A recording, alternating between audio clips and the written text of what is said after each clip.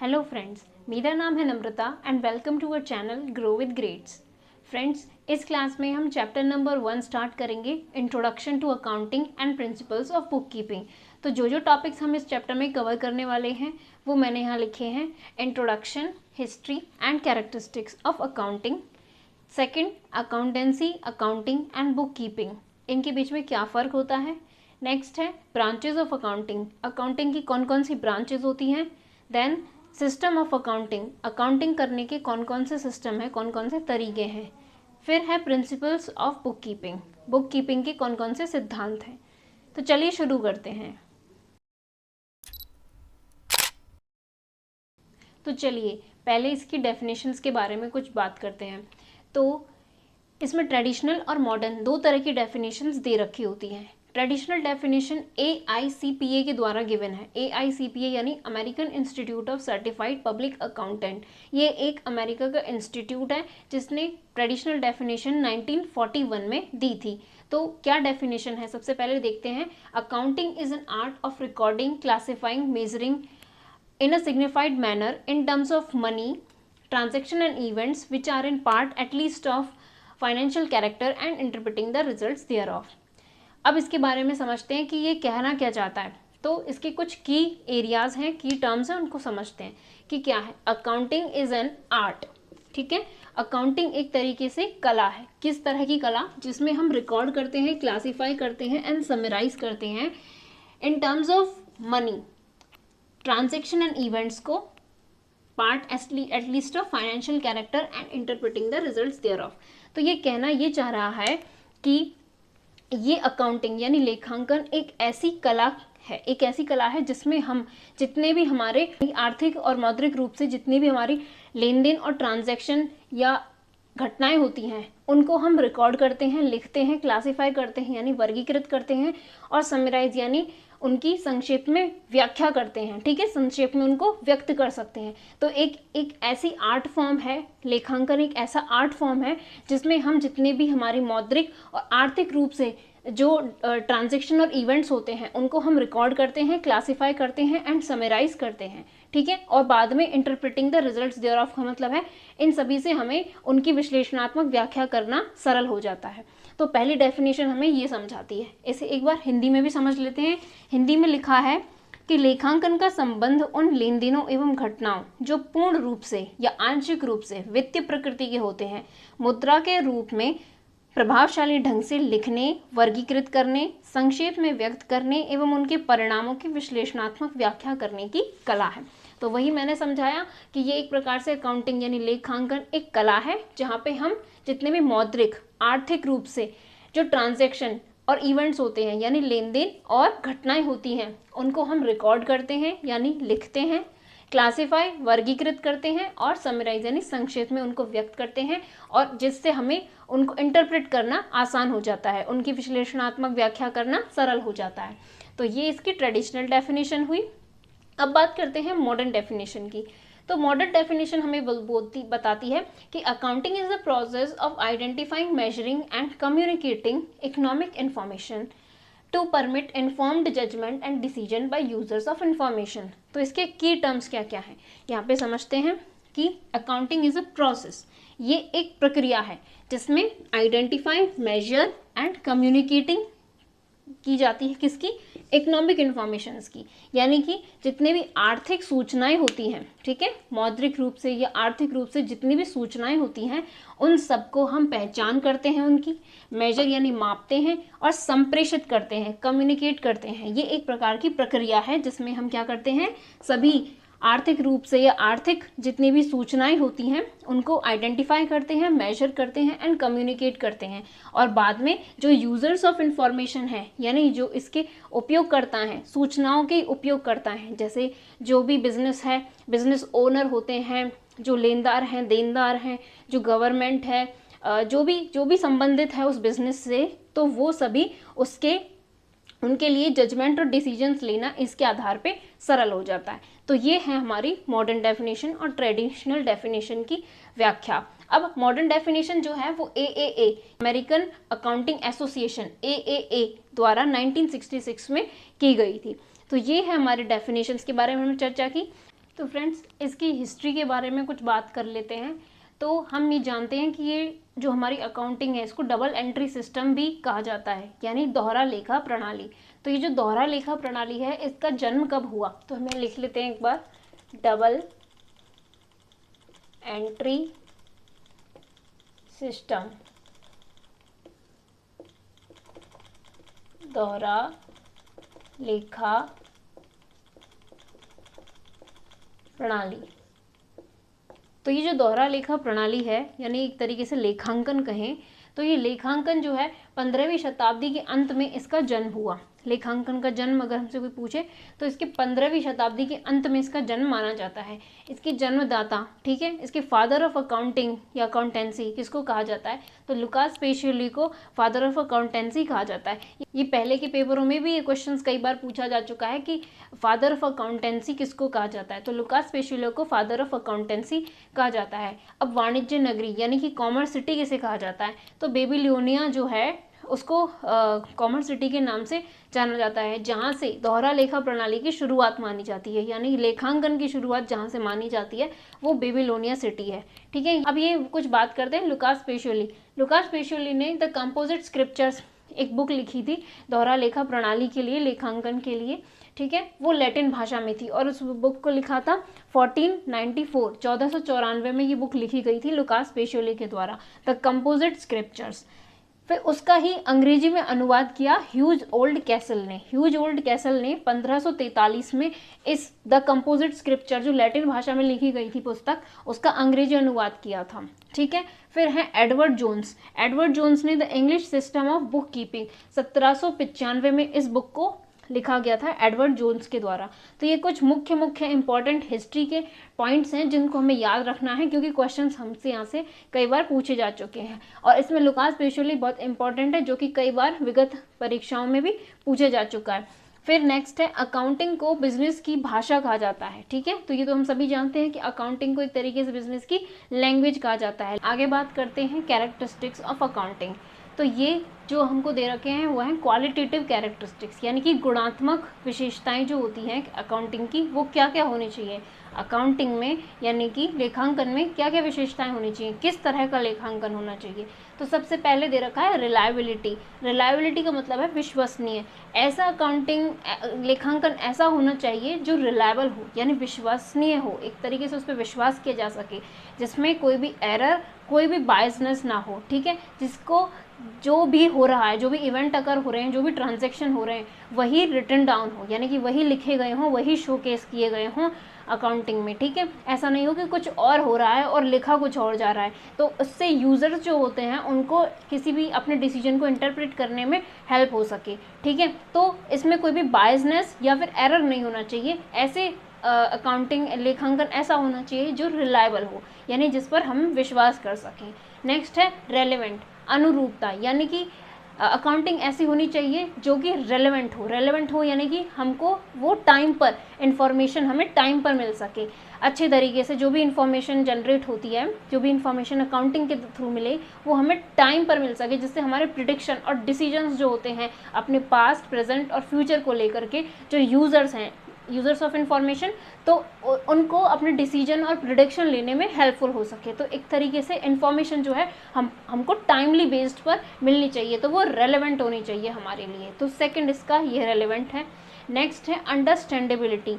Accounting या लेखांकन ऐसा होना चाहिए जो अंडरस्टैंडेबल हो, जो सभी के द्वारा अच्छे तरीके से समझा जा सके, उसमें हर प्रकार की गलतियां ना हो, ज़्यादा एरर्स ना हो, अंडरस्टैंडेबल हो, सरल तरीके से, संक्षिप्त तरीके से उसमें वर्णन किया गया हो हर प्रकार से। तो अंडरस्टैंडेबिलिटी होनी चाहिए, अच्छे तरीके से समझने योग्य होना चाहिए, बोधगम्य होना चाहिए, जैसे कि इसमें लिखा है, तो बोधगम्य होना चाहिए, अच्छे तरीके से समझने योग्य होना चाहिए। अगर हम उसे अच्छे तरीके से समझ पाएंगे तो यूजर्स उसको अच्छे तरीके से कम्युनिकेट कर पाएंगे। ठीक है, तो अंडरस्टैंडेबिलिटी होनी चाहिए लेखांकन में।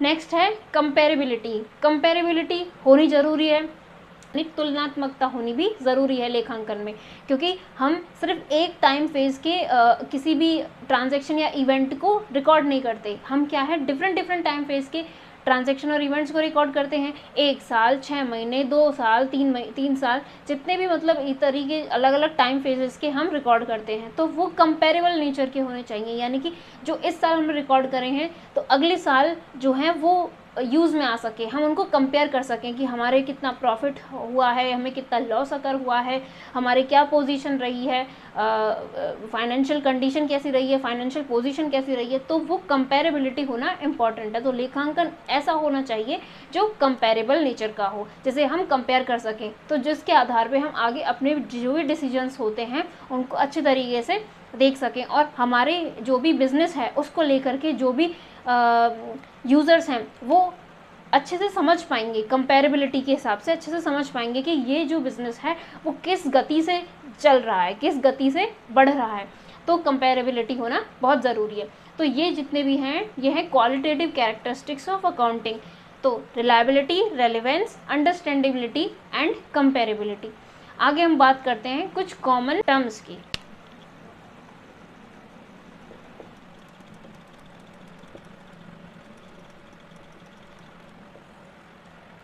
तो चलिए फ्रेंड्स, अकाउंटिंग की कुछ एक्टिविटीज़ को डिस्कस करते हैं। ये अकाउंटिंग में कौन कौन सी एक्टिविटीज़ इन्वॉल्व होती है। तो उसके लिए एक टर्म है जो हमेशा याद रखनी है, वो है IMRCSAIC।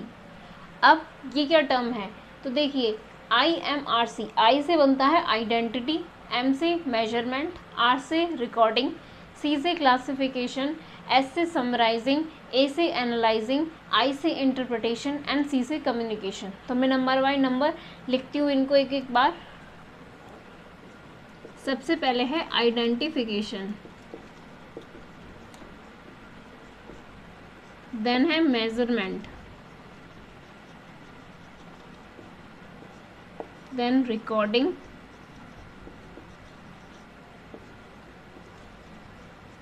Classifying, summarising,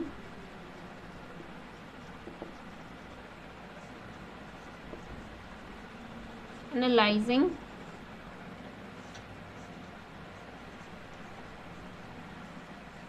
interpretation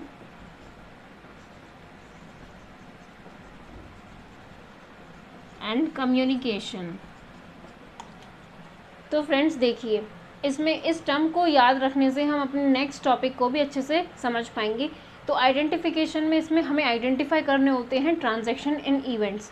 transaction और इवेंट्स को आइडेंटिफाई करने के लिए चाहिए होता है फाइनेंशियल कैरेक्टर, यानी हमें ये देखना है कि जो भी ट्रांजैक्शन और इवेंट है वो फाइनेंशियल कैरेक्टर का है या नहीं है। अगर वो है तो इसका मतलब हम उसे रिकॉर्ड कर सकते हैं, वो एक अकाउंटिंग पर्सपेक्टिव से रिकॉर्ड हो सकता है। तो आइडेंटिफिकेशन का मतलब है कि ट्रांजैक्शन एंड इवेंट्स को आइडेंटिफाई करना, ठीक है, ट्रांजैक्शन और इवेंट्स को आइडेंटिफाई करना, इस आइडेंटिफिकेशन में हम समझते हैं। नेक्स्ट एक्टिविटी होती है मेजरमेंट करने की। मेजरमेंट करेंगे इन टर्म्स ऑफ मनी। तो यहाँ लिख लेते हैं कि इन टर्म्स ऑफ मनी, यानी कि फाइनेंशियल कैरेक्टर, जैसा कि हमने बताया अभी कि फाइनेंशियल कैरेक्टर इन्वॉल्व होना चाहिए आपकी किसी भी ट्रांजैक्शन या इवेंट में, तभी वो रिकॉर्ड किया जा सकता है। तो इसमें यही फाइंड आउट करना है कि उस ट्रांजैक्शन इवेंट में मनी टर्म इन्वॉल्व है या नहीं है। देन है रिकॉर्डिंग। जब हम इन दोनों एक्टिविटीज़ को पास ऑन कर देंगे, बाद में आता है रिकॉर्डिंग। तो फिर जब हम करेंगे उनकी रिकॉर्डिंग हमेशा की जाती है जर्नल एंट्रीज़ के रूप में, और यह subsidiary books, general entries and subsidiary books, ठीक है।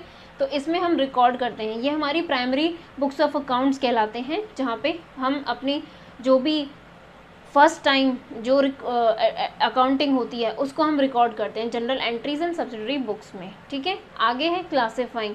अब जनरल एंट्रीज और सब्सिडरी बुक्स में रिकॉर्ड करने के बाद हम उनको क्लासीफाई करेंगे in the form of ledger, ठीक है। तो हम उनके अकाउंट्स प्रिपेयर करते हैं, जहाँ पे लेजर बनाते हैं, लेजर में हम करते हैं उनकी पोस्टिंग, ठीक है। तो लेजर में होती है पोस्टिंग, जर्नल में होती है रिकॉर्डिंग। ये टर्म्स भी हमें याद रखनी है, क्योंकि हमसे कई बार जब क्वेश्चन पूछे जाते हैं तो ये लैंग्वेज का बहुत रोल होता है एग्जाम में, तो हमको ये टर्म्स भी हमेशा याद रखनी है कि जर्नल एंट्रीज जो सब्सिडरी बुक्स में होती है रिकॉर्डिंग, और लेजर में होती है पोस्टिंग। ठीक है, तो क्लासिफाइंग करेंगे हम in the form of ledger, जिसमें हम पोस्टिंग करते हैं, इसमें अकाउंट्स प्रिपेयर किए जाते हैं। नेक्स्ट है समराइजिंग। अब हम उसको समराइज करेंगे, जो भी हमने अभी तक अकाउंटिंग की उसको समराइज करेंगे in the form of trial balance. जो हम ट्रायल बैलेंस बनाते हैं उसमें हम उसको समराइज करेंगे। And final accounts. अब फाइनल अकाउंट्स में आपको पता ही होगा trading account, P&L account and balance sheet ये प्रिपेयर होती हैं, तो हम उसको समराइज करेंगे इस तरह बना करके। नेक्स्ट है एनालाइजिंग। अब जब हम ये सारे एक्टिविटीज़ कवर कर लेंगे उसके बाद में हमारा आएगा एनालाइजिंग। एनालाइजिंग में हम ये एनालाइज करेंगे कि हमारी वीकनेसेस क्या रही, हमारी स्ट्रेंथ क्या रही। जब हम फाइनल अकाउंट्स प्रिपेयर कर लेते हैं तो हमें वहाँ से हमारी फाइनेंशियल पोजीशन और फाइनेंशियल सिचुएशन के बारे में समझ में आ जाती है कि हमने कहाँ कितना नेट प्रॉफिट कमाया, क्या हमारी फाइनेंशियल पोजीशन है, क्या बैलेंस शीट हमको डिस्क्राइब कर रही है। तो उस तरीके से हम एनालाइज कर पाते हैं। तो ये एनालाइजिंग वही टॉपिक है जिसमें हम ये समझेंगे कि जहाँ पे हम अपनी वीकनेसेस और स्ट्रेंथ्स के बारे में जानेंगे। ठीक है, और हम इंटरप्रिटेशन का बेसिस भी एक तरीके से एनालाइजिंग को बोल सकते हैं कि एनालाइजिंग क्या है, एक तरीके से अपनी स्ट्रेंथ एंड वीकनेसेस के बारे में जानना और बेसिस फॉर इंटरप्रिटेशन। तो यहाँ पे हम लिखेंगे to identify strengths and weakness and basis for interpretation। ठीक है, अब इंटरप्रिटेशन का क्या मतलब होता है? इंटरप्रिटेशन यानी व्याख्या करना। व्याख्या करना यानी कि अब हमने सारी जितनी भी एक्टिविटीज़ कवर कर ली, अब उसके बाद में हम व्याख्या करेंगे उस चीज़ की कि भाई अब हम आगे प्रिडिक्ट कर पाएँ, जिससे इजीली हम प्रिडिक्ट कर पाएँ, जैसे हम अपने जजमेंट, अपने decisions past, present, future in सब के अकॉर्डिंग ले पाएँ। तो इंटरप्रेट करना एक यूज़र के लिए एक बहुत आसान हो जाता है जब हम इन सारी एक्टिविटीज़ को कवर कर लेते हैं। तो जब वो ये जान जाता है कि नेट प्रॉफिट कितना कमाया, उसकी फाइनेंशियल सिचुएशन ऑफ पोजीशन क्या रही है, तो उसको इंटरप्रेट करना भी ईजी हो जाता है। तो इंटरप्रिटेशन का मतलब होता है व्याख्या करना, तो हम आसानी से व्याख्या कर पाते हैं। तो यहाँ पे मैं नॉर्मल हिंदी वर्ड लिख देती हूँ, व्याख्या करना। ठीक है, जिससे कि यूज़र जो रहते हैं उनके लिए डिसीजन मेकिंग ईजी हो जाए। नेक्स्ट है कम्युनिकेशन। अब जब डिसीजन मेकिंग ईजी हो जाएगा तो कम्युनिकेट करना भी ईजी हो जाएगा, तो यूज़र्स के हम अच्छे से कम्युनिकेट कर पाएंगे। कम्युनिकेट यानी हिंदी में इसको कहते हैं संप्रेषित, संप्रेषण, संप्रेषण। कम्युनिकेशन को हिंदी में कहते हैं संप्रेषण। तो उसको हम कम्युनिकेट करना यानी कि जब हमने कई बार देखा होगा न्यूज़पेपर या मैगजीन्स में जो बिज़नेस रिलेटेड होती हैं, उसमें कई बिज़नेस फर्म्स जो होते हैं, कई बिज़नेस ऑर्गेनाइजेशंस अपने ईयरली बैलेंस शीट, अपने फाइनल अकाउंट्स, ये सारी चीज़ें अपनी दिखाते हैं, शो करते हैं, है ना। तो वो सब क्या कर रहे होते हैं, अपने यूज़र्स को कम्युनिकेट कर रहे होते हैं। तो कम्युनिकेट करना लास्ट एक एक्टिविटी होती है। तो ये जितनी भी एक्टिविटीज़ होती हैं ये अंडर अकाउंटिंग होती हैं। अब हम इसमें जो हमारा नेक्स्ट जो टॉपिक है accountancy, accounting and book keeping, इनमें क्या फ़र्क होता है तो उसके बारे में हम यहाँ पे समझ लेते हैं। जो फर्स्ट 4 स्टेप्स हैं इसमें, identification, measurement, recording and classifying, ये जो फर्स्ट 4 स्टेप्स हैं वो 4 स्टेप्स हम यूज़ करते हैं बुक कीपिंग में। तो ये याद रखिएगा कि ये जो हैं 4 स्टेप्स ये हमेशा बुक कीपिंग के ही कहलाते हैं। बुक कीपिंग को हिंदी में कहते हैं पुस्त पालन। ठीक है, तो बुक कीपिंग में हम केवल इन 4 ही एक्टिविटीज़ को कवर करते हैं, जिसमें आइडेंटिफाई करते हैं हम सबसे पहले तो ट्रांजैक्शन है, इवेंट है, फाइनेंशियल कैरेक्टर का है या नहीं है, रिकॉर्डेबल है या नहीं है। फिर हम करते हैं मेजरमेंट कि भाई वो इन टर्म्स ऑफ मनी रिकॉर्डेड है, करने लायक है या नहीं, इन टर्म्स ऑफ मनी है कि नहीं। देन हम रिकॉर्डिंग उसकी कर देते हैं, general entries and subsidiary books बना करके, एंड क्लासीफाई कर देते हैं, लेजर पोस्टिंग अकाउंट्स प्रिपेयर कर लेते हैं। तो ये जो चारों एक्टिविटी की जाती हैं ये बुक कीपिंग के अंडर की जाती हैं। ठीक है, बाकी जो ये 4 अदर एक्टिविटीज़ हैं इन सब को मिला करके अगर हम बात करें तो ये बनता है पूरा अकाउंटिंग। ठीक है, यानी कि अकाउंटिंग में ये 8 के 8 एक्टिविटीज़ कवर होती हैं। ठीक है, और जहाँ पे बुक कीपिंग की बात करें तो केवल यही, या फिर हम यहाँ पे समझ लेते हैं कि ये केवल बुक कीपिंग का है और ये पूरा का पूरा जो है ये पूरा अकाउंटिंग है। ठीक है, ये पूरा अकाउंटिंग है। तो चलिए अब नेक्स्ट टॉपिक को कवर करते हैं, जिसमें हमें accountancy, accounting and book keeping के बारे में समझेंगे।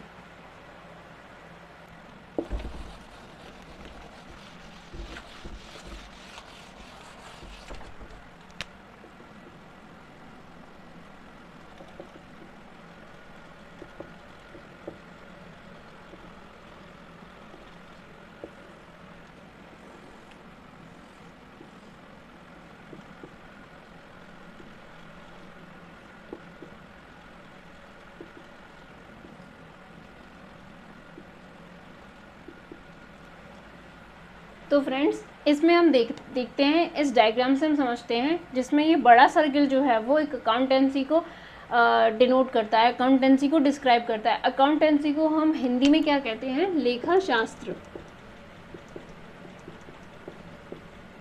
ठीक है, हिंदी में अकाउंटेंसी को कहते हैं लेखा शास्त्र, और अकाउंटिंग को कहते हैं लेखांकन, और बुक कीपिंग को कहते हैं पुस्तपालन।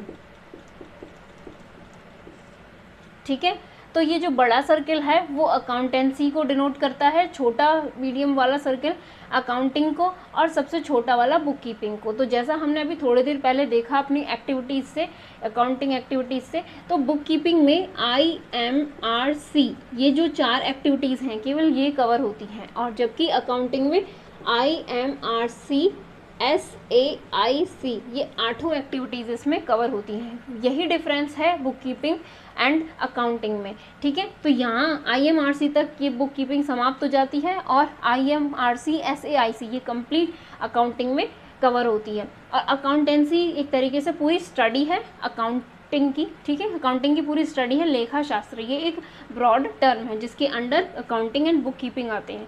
तो हम ऐसा कह सकते हैं कि book keeping is a part of accounting and accounting is a part of accountancy, and accountancy जो है वो अकाउंटिंग एंड बुक कीपिंग दोनों को कवर करता है। ठीक है,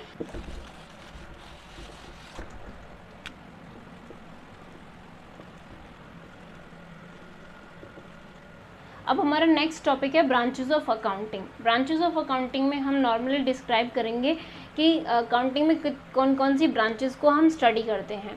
ठीक है, तो सबसे पहले हम स्टडी करते हैं फाइनेंशियल अकाउंटिंग।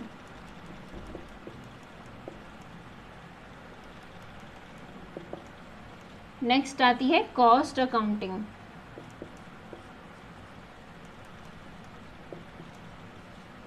नेक्स्ट आती है मैनेजमेंट अकाउंटिंग।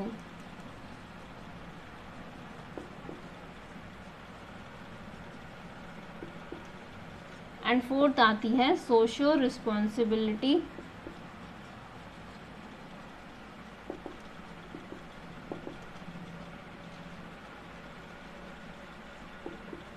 अकाउंटिंग। तो ये 4 तरीके की ब्रांचेस होती हैं अकाउंटिंग की: financial accounting, cost accounting, management accounting and social responsibility accounting. ठीक है, तो हालांकि ये बहुत इंपॉर्टेंट टॉपिक तो नहीं है, लेकिन फिर भी हमें जानना इंपॉर्टेंट है कि कितनी ब्रांचेस होती हैं अकाउंटिंग में।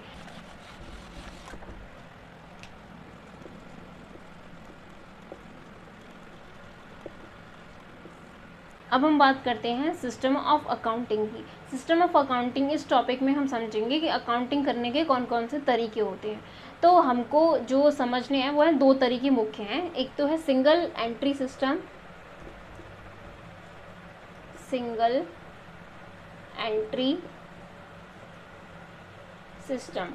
सिंगल एंट्री सिस्टम में हम पर्सनल अकाउंट और कैश अकाउंट केवल यही बनाते हैं, personal account and cash account, केवल यही बनाते हैं इसमें। ठीक है, सिंगल एंट्री सिस्टम अब एग्जिस्ट नहीं करते। अब पहले काम करते थे सिंगल एंट्री सिस्टम बेसिस पर, लेकिन अब कोई काम नहीं करता। और दूसरा है इसमें डबल एंट्री सिस्टम।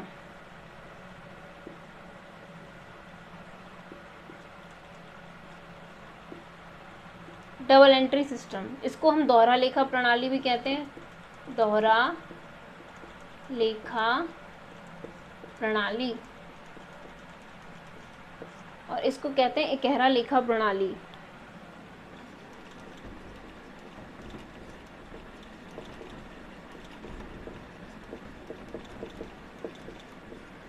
इसका मतलब इसमें तो केवल पर्सनल अकाउंट और कैश अकाउंट केवल यही बनाए जाते थे। डबल एंट्री सिस्टम को कहते हैं दोहरा लेखा प्रणाली, जिसमें दो डबल साइडेड दे रखे होते हैं, जैसे जो हम आजकल पढ़ते हैं DR side and CR side, डेबिटो एंड क्रेडिटो साइड, है ना। तो ये इटालियन वर्ड्स हैं जहाँ से निकल के आ गया है नॉर्मली DR एंड CR, ठीक है, debit side and credit side. तो ये कहते हैं हम इसे डेबिट साइड एंड ये होती है एक क्रेडिट साइड। तो इसमें हम इस दो तरीके के इफ़ेक्ट्स को पढ़ते हैं, debit effect and credit effect. तो दोहरा लेखा प्रणाली में ये चीज़ें हैं, और इकहरा लेखा प्रणाली में हम केवल personal account and cash account बनाते हैं। तो फ्रेंड्स, इस क्लास में जो भी हमने टॉपिक्स कवर किए उनको रिवाइज कीजिएगा, और नेक्स्ट क्लास में हम पढ़ेंगे प्रिंसिपल ऑफ बुक कीपिंग। तब तक के लिए keep learning and keep watching, grow with grades. Thank you.